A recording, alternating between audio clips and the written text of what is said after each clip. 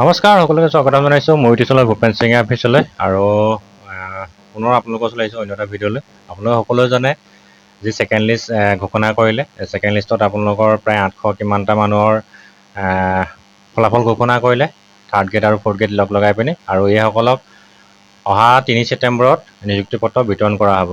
আৰু ক'ত কৰা হ'ব এইটো বিষয়ে আপোনালোকে নিশ্চয় গম পাইছে। আপোনালোকে মোক বহুতে সুধি আছে যে দাদা যি 22,000 নিযুক্তি বিজ্ঞাপন আছে, যি এডভাৰটাইজমেণ্ট আছে, এইটো কেতিয়াকৈ প্ৰকাশ পাব।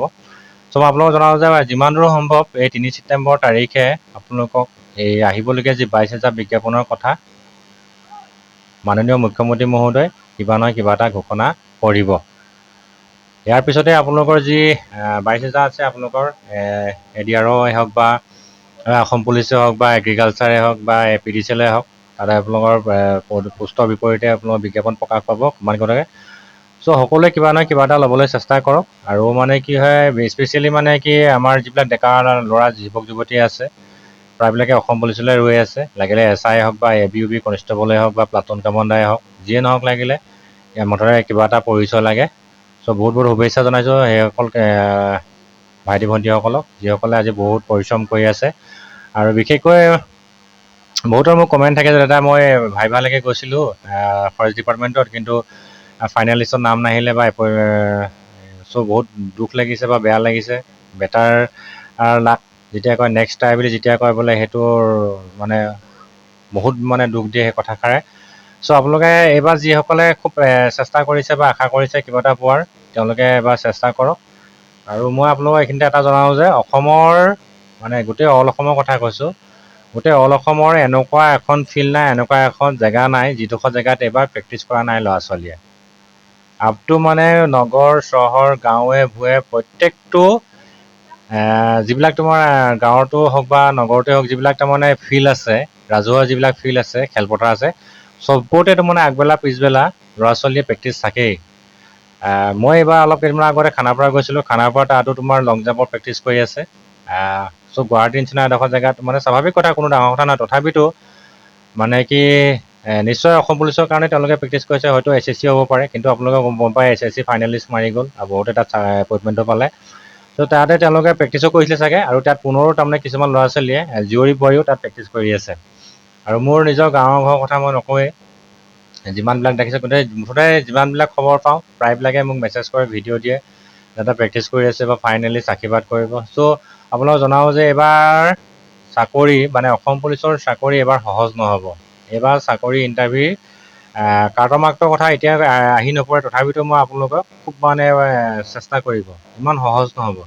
ইমান ল'ৰাবিলাকে মানে কঠোৰ পৰিশ্ৰম কৰিছে নহয়, ভাবিবই নোৱাৰে। আচলতে পৰিশ্ৰমটো এনেকুৱা এটা কথা আহি পৰে, মই আজি চাকৰি পালোঁ, মোৰ লগৰজনে নাপালে, তেওঁ এটা চেণ্টিমেণ্ট আহি গ'ল। আৰু আপোনালোক সকলোৱে জানে আজি যোৱা 1 জুনৰ পৰা এপইণ্টমেণ্ট দিছিলে, মানে জইনিং হৈ গ'ল যিসকল নতুনকৈ চাকৰি পালে, ফৰেষ্ট ডিপাৰ্টমেণ্টেই হওক বা অন্যান্য জেল ৱাৰ্ডেই হওক বা এক্সাইজেই হওক, তেওঁলোকে চেলাৰীলৈকে পালে। চেলাৰীলৈকে পাই কিছুমানে ঘৰলৈ আহিলে, আৰু লগৰজনে চাকৰি পোৱা নাই, তেনেকুৱা এটা চেণ্টিমেণ্ট থাকে। তেনেকুৱা এটা তাৰমানে এইবাৰ মই ল'মেই, এবাৰ মই যামেই, তেনেকুৱা এটা কথা চব চেণ্টিমেণ্টতে আছে। আপোনালোকে মানে কি খুব পৰিশ্ৰম কৰিব লাগিব, খুব কঠোৰ হ'ব লাগিব কিবা এটা পাবলৈ হ'লে, তেতিয়াহে আপোনালোকে এইবাৰ নেক্সট মানে কোৱালিফাইড হ'ব বা পাবলৈ সক্ষম হ'ব। আৰু প্ৰথমতে আপোনালোকে সকলোৱে জানে ফাৰ্ষ্ট টাইম ফিজিকেল, গতিকে ফিজিকেলটো আপোনালোকে আগবেলা পুৱা গধূলি যিসকলে প্ৰেক্টিছ কৰি আছে কোনো কথা নাই, অলপ ভালকৈ প্ৰেক্টিছ কৰক। আৰু যিসকলে টাইম পায় তেওঁলোকে আকৌ ৰিটেনৰ কাৰণে চেষ্টা কৰক, যদি ল'ম বুলি ভাবিছে। আৰু মই আপোনালোকৰ নিজৰ এইখিনিতে আপোনালোকক জনাওঁ, চাকৰি বুলি ক'লে আপোনাৰ নিজৰ স্বাস্থ্যটো আপোনালোকে যতন ল'ব।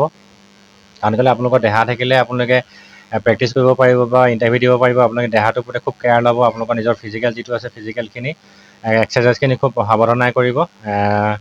আপোনালোকে মানে এনেকুৱা এটা নহয় যে ধৰি লওক আপুনি খুব চেষ্টাৰ ফলত আপুনি কিবা ৱেইট লছ হৈ গ'ল বা খুব দুৰ্বল হৈ গ'ল, তেনেকুৱা আপোনালোকে নকৰিব। সময় আছে এতিয়াও, হয়তো আপোনালোকৰ যদি ছেপ্টেম্বৰৰ যদি 10 তাৰিখৰ ভিতৰত যদি আপোনালোকৰ বিজ্ঞাপন প্ৰকাশ কৰে, আপোনালোকে তাত 10, 15, 20 দিনমান নিশ্চয় সময় দিব।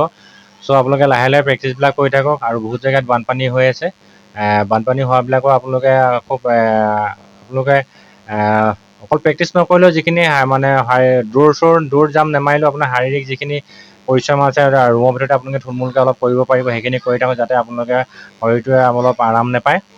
আৰু মই পুনৰ কৈছোঁ, আপোনালোকৰ এইবাৰ ইমান সহজ নহ'ব। দৌৰ পাছ কৰা বা ফিজিকেল টেষ্ট পাছ কৰা বা ৰিটেন টেষ্ট পাছ কৰা, একদম কি হ'ল, একছে বৰ্কৰ এক ল'ৰা ছোৱালী এবাৰ আহিব আপোনালোকে, একছে বৰ্কৰ এক আহিব, ভাবিব নোৱাৰে। আৰু এটা ভাল খবৰ মানে কি, বহুত এবাৰ ল'ৰা ছোৱালী SSC পালে, ত' সেইফালে অলপ মাইনাছ হ'ল। আৰু লগতে কিছুমানে খালি এটা কথা আহি পৰে কেতিয়া মানে কি, ধৰি লওক যদি SI আহি যায়, আকৌ যিসকল ফৰেষ্টৰ বা APFত পাইছে বা ফৰেষ্ট গাৰ্ড বা গ্ৰেড 1ত পাইছে, তেওঁলোকে আকৌ তোমাৰ SI দিবলৈ চেষ্টা কৰিব অসম পুলিচৰ। কাৰণ কেলৈ অসম পুলিচৰ SIটো বহুতেই বিচাৰি আছে এজন পুলিচ অফিচাৰ হোৱা। চ' তেনেকুৱা এটা কথা, সেইবিলাকৰো আহি যায় মাৰ্কছটো।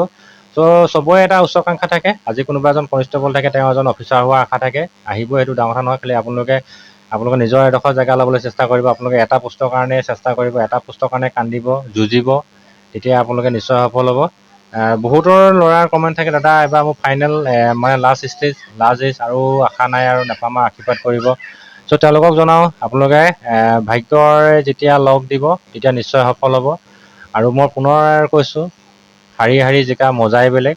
আপোনালোকে মানে অভ্যাস নেৰিব, আত্মবিশ্বাস ৰাখক, নিশ্চয় পাম, ল'ম, যামেই, তেনেকুৱা বুলি ভাবক, নিশ্চয় সফল হ'ব। কথাখিনি আগবঢ়ালোঁ, যদি ভাল লাগিলে লাইক কৰিব, শ্বেয়াৰ কৰিব। সকলোলৈকে বহুত বহুত মৰম আছে আৰু শুভেচ্ছা আছে। ভালদৰে আপোনালোকে প্ৰেক্টিছ কৰি থাকক। পুনৰ লগ পাম, ধন্যবাদ।